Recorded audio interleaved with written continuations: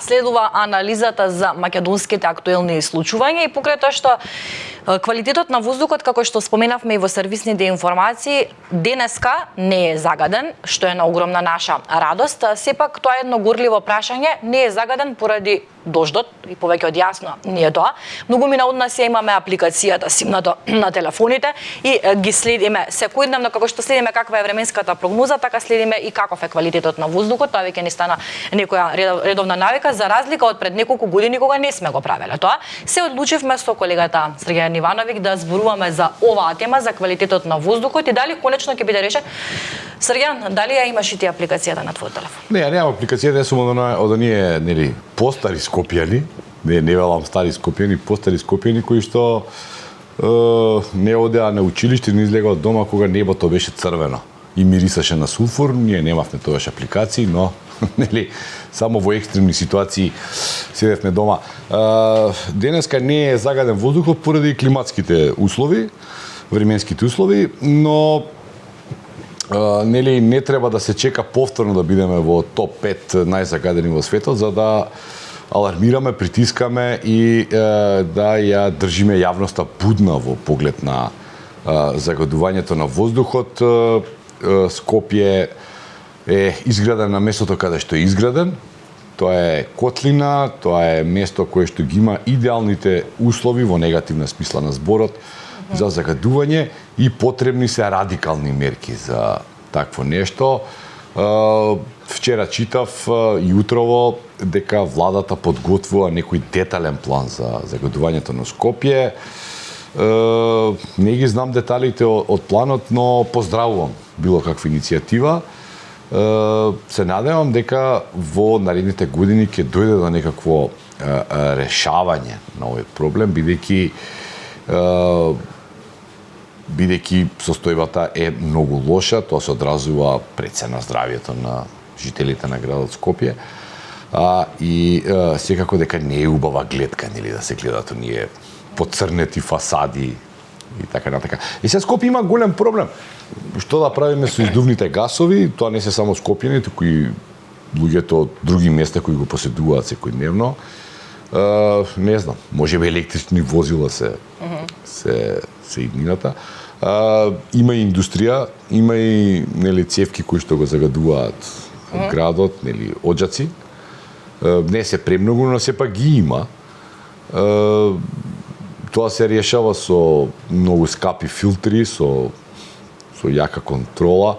И знам се сеќавам во минатото, например, една фабрика, да не спомнуваме која, постојано добиваше некакво од Министерството за екологија добиваше некаква дополнителна дозвола да не го смени оваа година филтерот.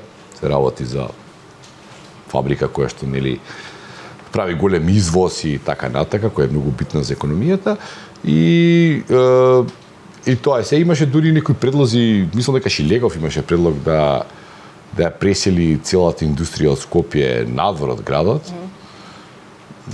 Не знам дали се размислува во тој правец, можеби и така треба да се размислува, бидејќи тоа што некогаш било периферија, да кажеме, населбата Железара, Автокоманда, каде што има, се уште има индустријски капацитети, тоа Тоа се веќе населени места. Не, тоа веќе е малтене во центарот, во срцето на градот. Значи, сега градот е многу проширен. Вчера зборувавме за границите какви биле и какви се. Какви биле, да, и тоа било надвор од градот, да кажеме, местото каде што е Скопска пивара сега, тоа било. Или да кажеме, не знам, цементарница Скопје, тоа порано беше голема периферија, сега, нели, тоа е баш онака урбано место за живење. Не знам дали се размислува тој прац и дали е возможно тоа да се направи, бидејќи тоа претпоставам би чинило многу пари. Вие мора да ми го платите преселувањето на сите тие фабрики, нели? И да организирате превоз за сите тие луѓе што ќе одат, нели, на некое подалечно место, а доколку продолжиме со оваа стапка на урбанизација, мислам нема да има крај. Нели, каде да ги преселите, тоа повторно ќе стане град. Така да треба тука нешто радикално да се промени, прво да се малку да се намали, да се ограничи, нели, градењето на згради во градот. Мислам дека тоа е еден големите проблеми, особено го чувствуваме летно време, а и зимно време сега кога ветриштата се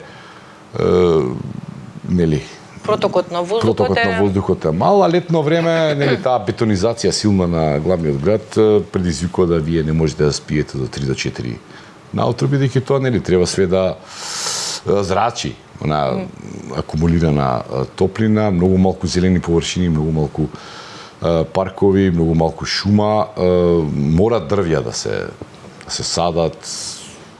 Имаме безброј примери како е поинаку кога на некој булевар има дрворед и кога нема дрворед.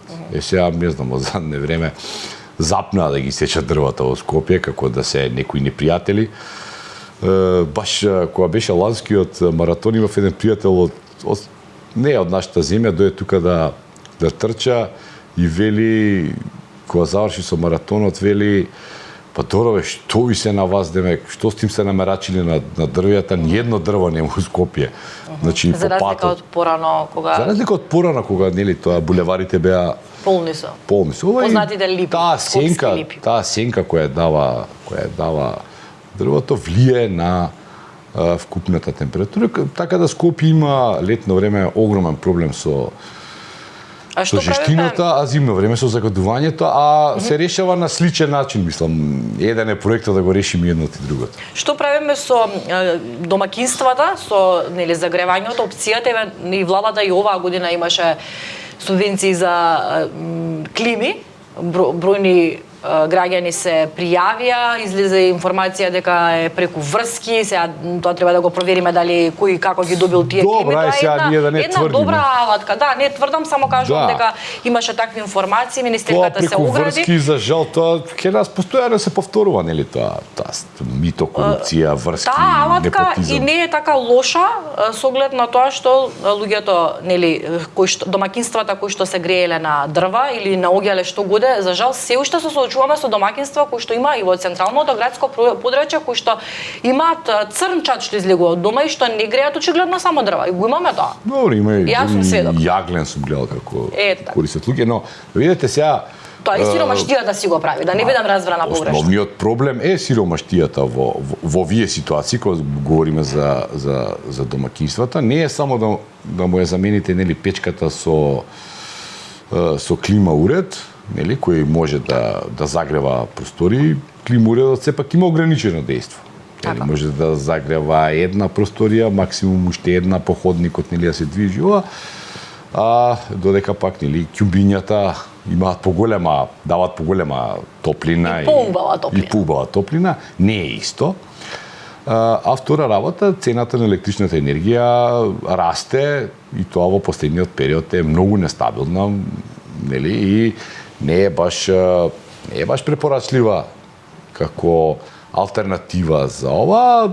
Цената на дрвото не е ниска, но постојат и алтернативи тука, нели, се сечат шуми кога не треба и кога полесно се доаѓа до дрвото, па е тоа, нели, во она сива зона, во зоната на корупцијата, но не сме да забравиме дека во Македонија живеат огромен број на сиромашни луѓе.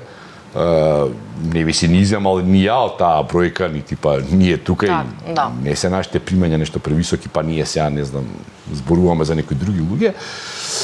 Тешко е да се загрееме, зимите знаат да бидат сурови и долги и затоа треба тука владата да смисли некаква алтернатива, значи ако ги префрлиме сите на електрична енергија, што е поеколошки, не многу поеколошки, но е поеколошки, ќе обяснам зашто, тогаш, нели, треба да има некаква пониска цена на струјата за домакинство. Да.